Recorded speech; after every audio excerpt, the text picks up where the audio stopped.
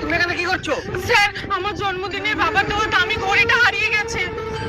ঘড়িটা যদি কেউ আমাকে খুঁজে এনে দেয় তাকে আমি 10,000 টাকা দেবো। আরে সাবাস, 10,000 টাকা। ঠিক আছে, তুমি যাও, পেলে আমি রেখে দেবো। এই দাও, তোর হেলমেট কোথায়? দাও। এই ড্রাইভিং লাইসেন্স দে দেখি। এক সেকেন্ড স্যার।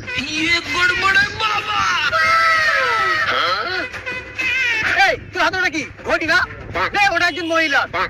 না স্যার, আমি আপনাকে দেবো না, আমি থানায় জমা করবো। রে, থানায় জমা করলে তো আমার 10,000 টাকা লস হয়ে যাবে।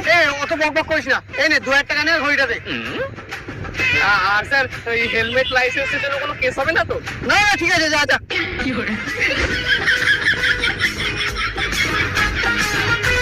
এবার কি হবে? তোমার এই 100 টাকার ঘড়িটাই ওই পুলিশ থেকেও বাঁচাবে, উল্টে পুলিশটা পয়সাও দেবে। কি করে